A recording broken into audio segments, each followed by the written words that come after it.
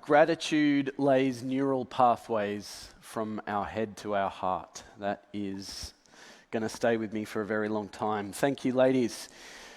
I guess I am in a very fortunate position that if there is one person, one friend of mine that I would think potentially could follow up that extraordinary story and group of women, is my dear friend, Peta Ellis.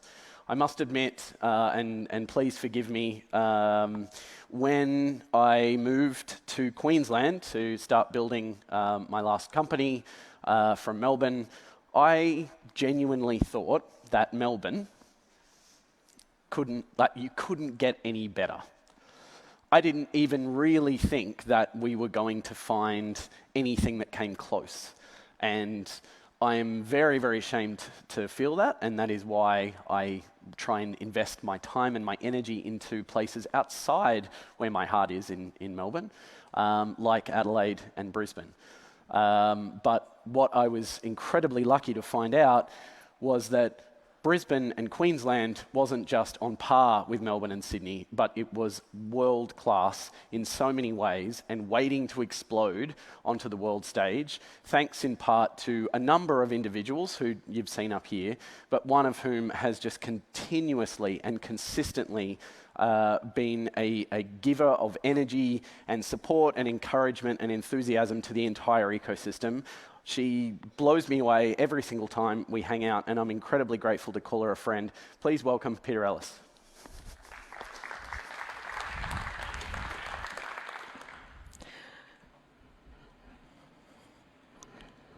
Thanks, Murray. And I love how you preface that with how the hell do you follow on from the last presentation? Because now I have the job of following on from the amazing previous presentation. And I did ask him to just make up a bio, because as he was reading it backstage, he said, holy shit, do I have to read all of this? So no, please don't read it. And thanks for the intro. And I'm very privileged to be able to call someone like Murray my friend as well.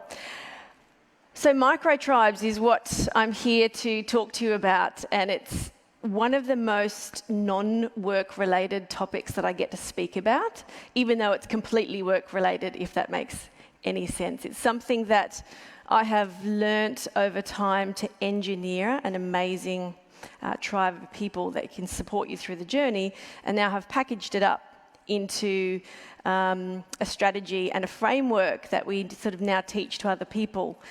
And it's every time I talk about it and every time I share this with other people, I keep learning more, because everyone always comes back afterwards and shares more stories with me how some of these microtribes impact their own lives.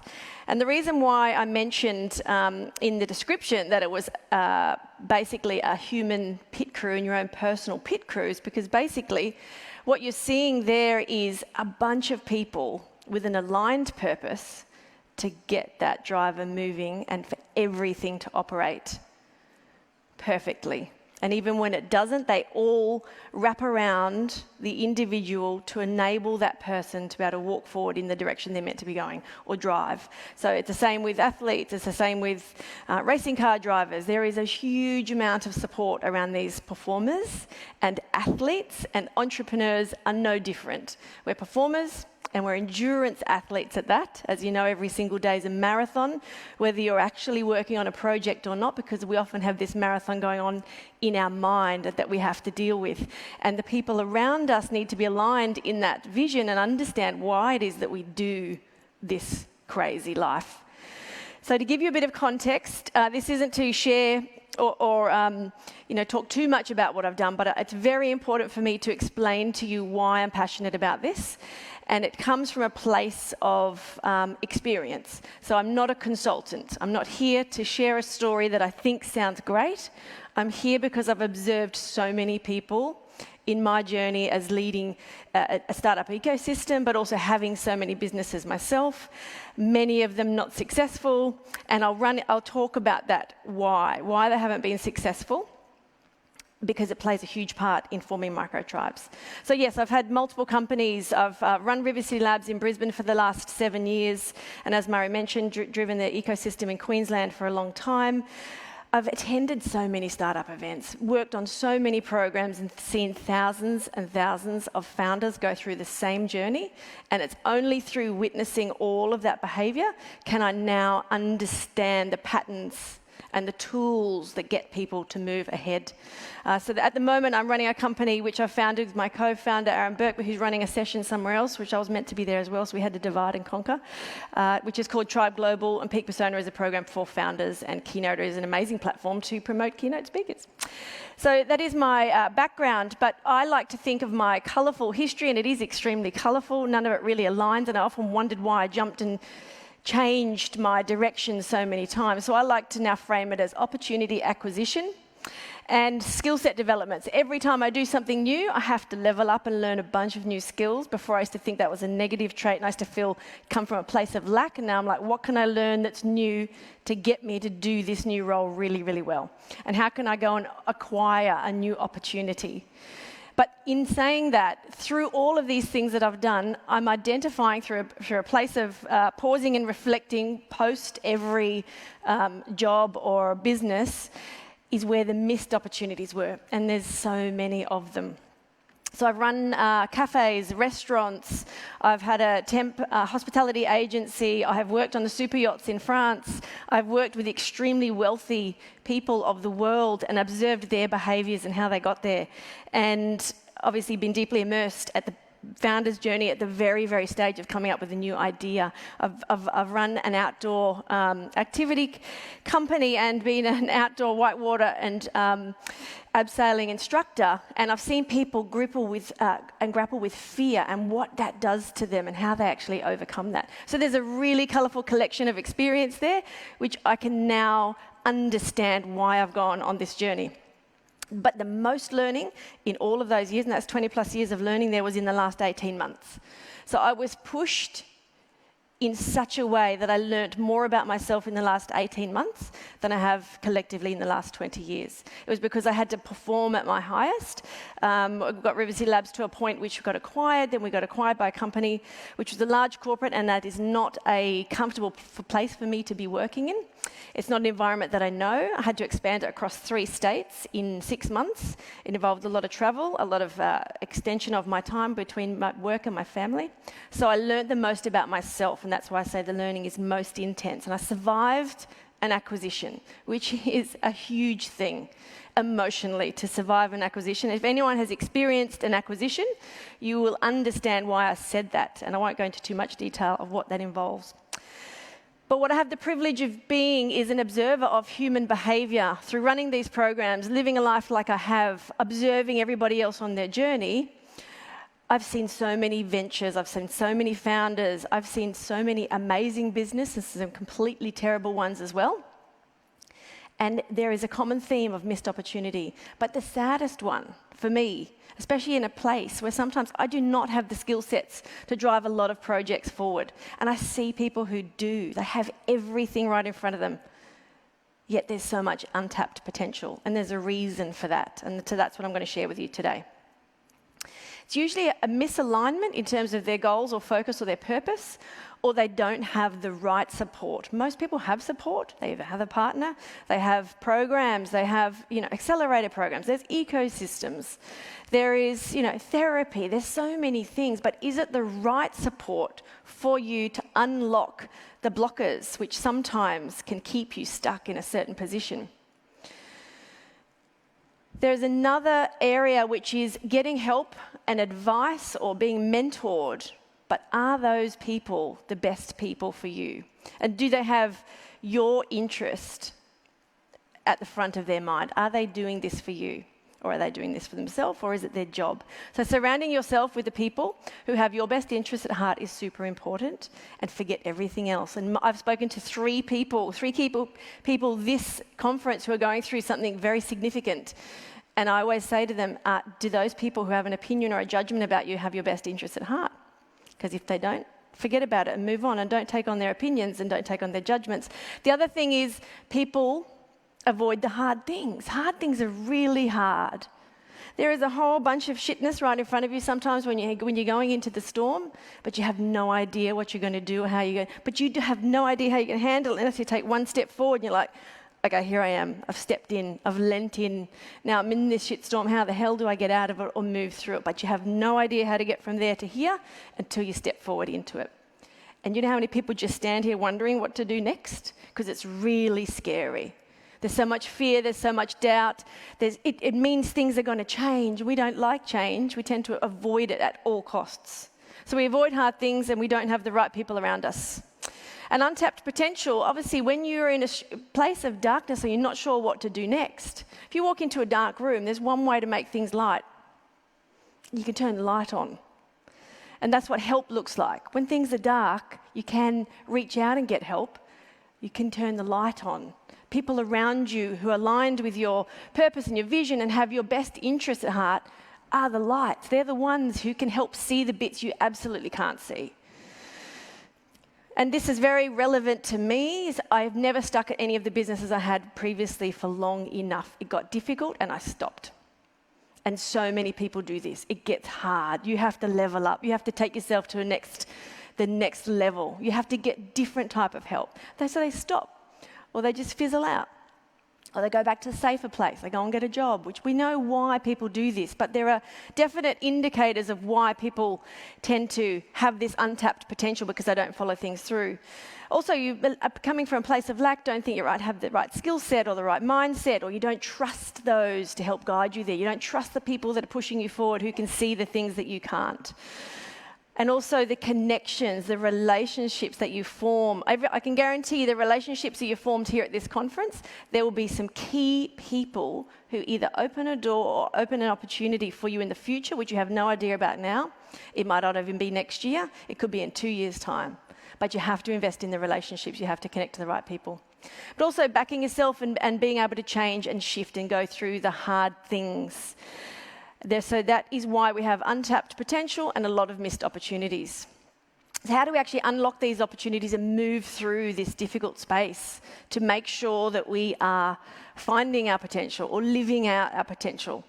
Is we need to find some enablers to help us through that. You can't do this on your own. I know it because I've seen it thousands and thousands of times.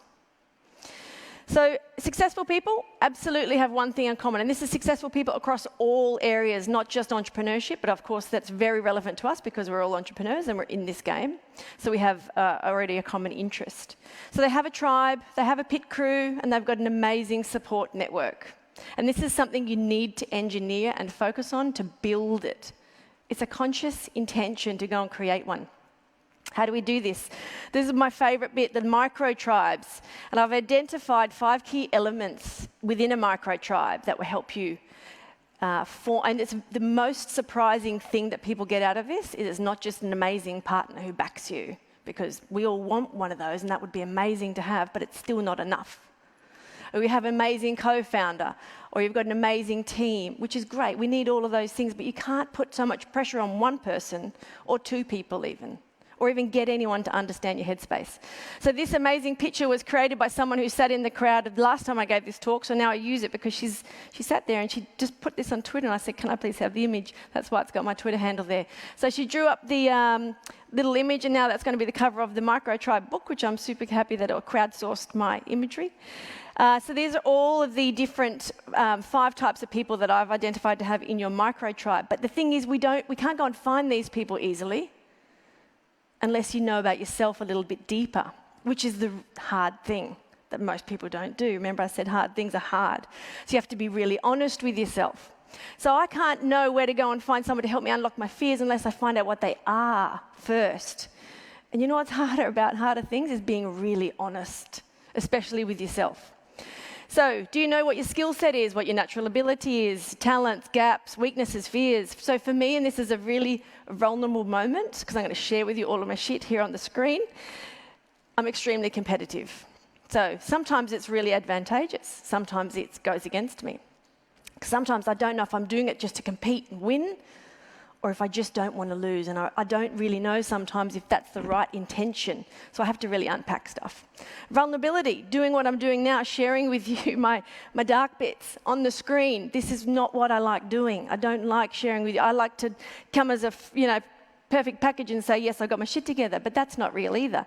So here I am laying it all bare. Yes, I don't like vulnerability. It makes me feel completely exposed.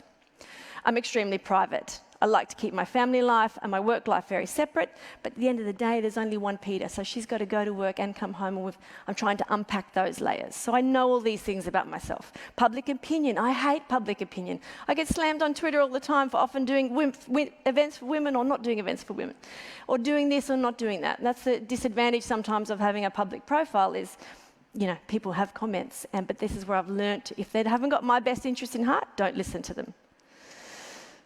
I do completely underestimate my ability a lot of the time, and now I've learned to have the right people around me who can see things that I can't see that I should be doing, or probably pushing myself a little bit harder.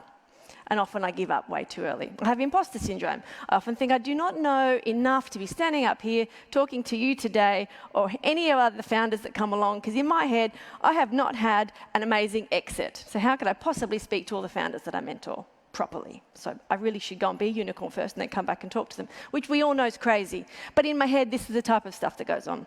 I have knowledge gaps. There's stuff, I hate numbers. I'm shit at business, the actual financials. I'm terrible. I'm amazing at everything else. The marketing, I can sell anything. I'm terrible at balancing the books. And I know that because my ops person is here and she had to deal with that. Sorry, Taran. So unless I know what this looks like, I can't go and get the right people to wrap around me.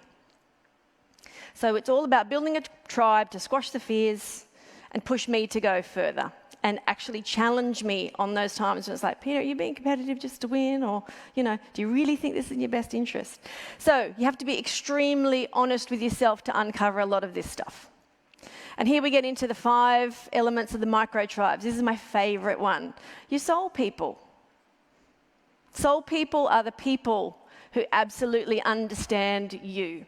The ones you don't have to do the backstory of like, why are you running that business? You're not paying yourself. It makes no sense. You've been working for a year now. Is it really going to go anywhere? The soul people just get you and they don't question the why or the how. They just know that it makes you happy. Do what you need to do. How can I help you? You have this common level of understanding. So like Murray rocks up to Brisbane. Of course, we're soul people because we get it. We don't need to do the whole backstory to unpack everything. We just get it. So you can show up for people differently when you have that common level of interest and support. And they're empowering. It's like, I'm going to do this thing. They're like, cool, let's get behind you. So you've got this amazing group of people who are willing to follow you into the battle or whatever it is, to follow you into the business because they trust you, you know what you're doing and they'll back you no matter what. Soul people are gold. Sky people. And of course, the person here is positioned, above the clouds, looking down onto a storm. And the reason for that is, sky people are ever present. They are so supportive. They could be your parents or your partners or your best friends who couldn't give a shit what you do for a living.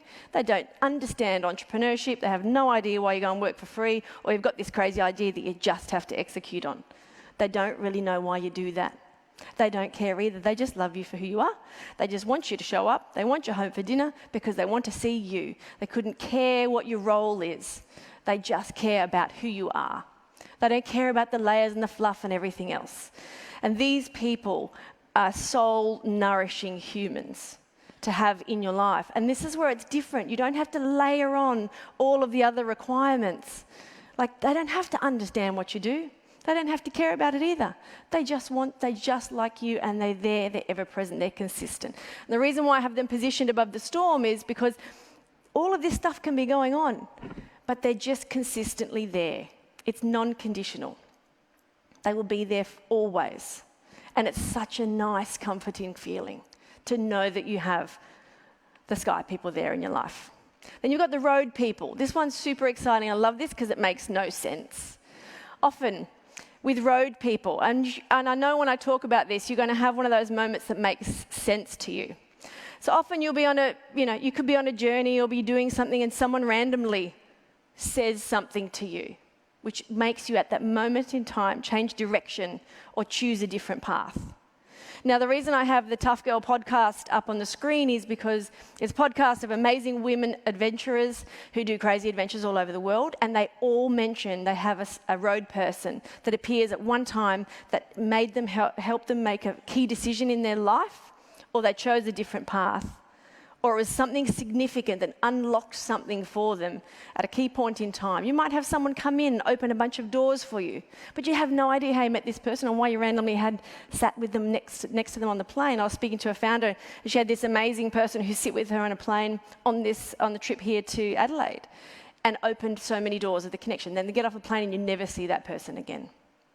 Now, this is something you can't engineer to find these road people, but you can be aware when it happens and go, oh, that's one of those moments.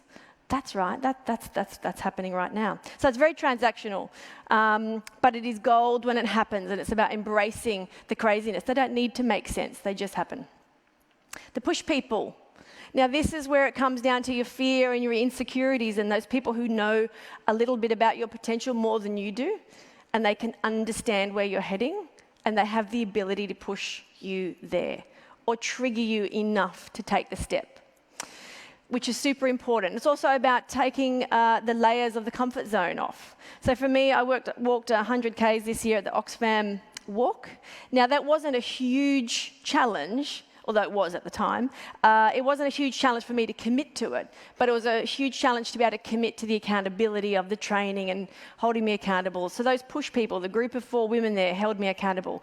But had I not have gone and found a group to do it with, I wouldn't have done the walk, because I would have found all the different reasons why I'm too busy to commit to such a big challenge.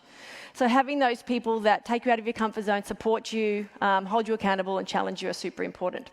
Vault people. Now, I was speaking to somebody outside about this because she had an issue, and I said, you just need to do a quick download. She said, what's that? And I said, you just need to get out whatever's going on in your head and you need to park it. Now, vault people are those amazing people who have in your life who you can go and say that stuff to, that you really don't want anyone to fix. You don't want to take it home to your partner. You don't want to actually have a conversation about it. You just need to get it out. You need to go and have a verbal diary, and you need to talk about your day. You have a shit meeting, and you just need to do a download so you can move on to the next moment. We all have these things that we just need to park. We don't need anyone to fix it, and we don't need to unpack the layers of it. But having vault people means they make themselves available to you. They know what the transaction looks like. It's not a deep conversation, but they know they need to hold space. They need to listen. And they need to show up. And obviously the reverse, being a vault person for another friend is really, really important. The art of listening and not trying to fix or come up with solutions is just hold space for that person. Create the opportunity. Take them for a coffee, have a beer, whatever it takes. Sit there and look at the ocean. Create space for the person to talk and get out whatever it is that they need to talk about. So why do we have all these people? I'm out of time. Sorry, Murray, I'm going to wrap it up really quick. The reason we have all of these people is to be able to push through those barriers of fear and doubt that I mentioned before, so we can tackle this issue of untapped potential. They are the people that will unlock all of the things that are holding you back and push you and shove you where you need to, and then nurture you at the same time in those areas and those times when you really need that different level of support. And how do you actually identify them? Where do you find them? And it's investing in relationships. You have to talk to people. You have to be vulnerable, which I highlight on the slide. I really don't like doing. You have to put it out there what you're looking for. You have to be honest with yourself or where your gaps are and share that with other people, because there's no way someone can step into the arena with you if they do not know what you're looking for and you haven't verbalized what you actually need. So it takes time. It just doesn't just magically happen. The only one that magically happens is the road people, but the rest takes effort and time. And another one that's not actually one of the Microtribe people is basically if you've got a really good trusted person or a coach who knows you and has your best interests at heart. So a coach or a good mentor. These sort of people are consistent across all of those different phases that you might be going through. But again, it's choosing the right people. Does that person have your best interests at heart? And a way to choose an amazing either coach or mentor is, does that person actually do what they're telling you to do? It's really easy to give out advice. It's super, super hard to be able to follow through with it. And would you swap places with that person? A lot of people are amazing consultants, but do they actually walk the talk? Do they do the things? Do they know what it feels like? I hate being told things by someone who has not been in the exact same position as me, because I just think, I know what you're saying makes sense, but have you really felt this? And then I'll believe them if they do. I'm a very painful person to deal with, though, so I understand that's probably not normal for everybody. One thing I want to end on really quickly is about being brave and bold and identifying your weaknesses and putting it out there. Like I mentioned in the very first image with the pit crew and the racing car, that team of people can't help to get you where you need to go unless they know where you're going. Or if you know where you're going, you've told everyone about it. That's when the doors open, that's when the opportunities come along, and then you can take them. This event in Sydney I went to, it was a very weird event. I was a finalist for an award, not many people showed up. I was a tragic person from Brisbane who flew all the way to Sydney for this thing. And there I was in a room with Koshi, but there was no people there. It was like 5 of us. I thought, this is really awkward. What am I going to say to Koshi? I don't know. So I thought, I'm just going to pitch him all my ideas. I'm going to make the most of the hour, and I'm just going to pitch him all my ideas, which for me ticks the box of untapped potential. Am I doing every single thing that I can to tell everyone around me what I need and where I'm heading? I do not want to be the person with the untapped potential. And I know that you don't either, because I've seen so many people go through this journey. So I pitched him all of my ideas. And the whole concept of that is taking that moment to identify what the opportunity is. Can you go and acquire a new opportunity? And can you be bold and brave and push yourself out of your comfort zone? And of course, you've got to keep pushing and communicating to everyone around you. So who knows what comes of what my conversation and pitch was to Koshi. I will keep you posted. It's very interesting. But thank you very much for listening. And I hope you all go and find your microtribe. Thank you.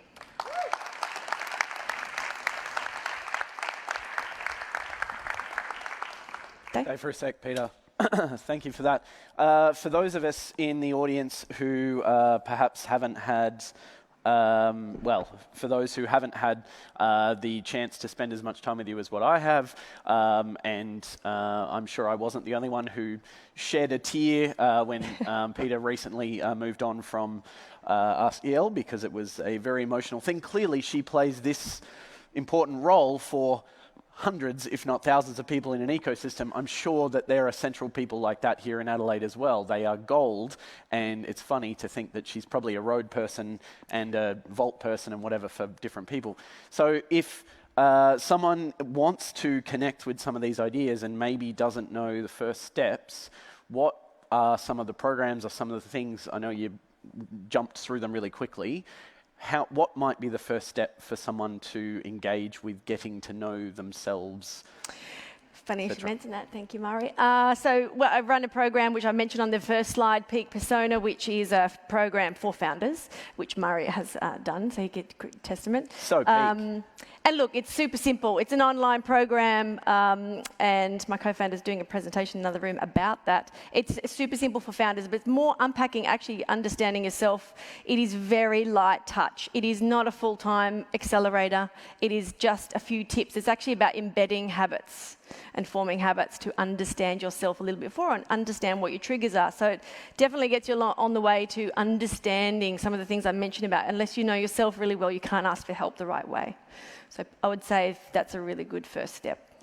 Get on board, Peak Persona. I cannot tell you how transformative it can be to have a group of people who come together like the awesome Renault crew that we saw in the first slide, who are just there to try and make the best of themselves and help you be the best yourself, and have this framework around it for a very short period of time that can then grow on and become It's 14 days. Come on, it's 14 days of gold. Commitment. That's all we ask. It's been transformative, and I think a lot of this thinking for microtribes has grown out of that. Please thank Peta Ellis. Thank you. Thanks. Alrighty, we've got a short break now, guys. Please go off, grab yourself a coffee, do whatever it is to give yourself a bit more energy. We'll be back here, I believe, very soon, 10 past, quarter past, for the last session, which is an absolute cracker. Thank you so much.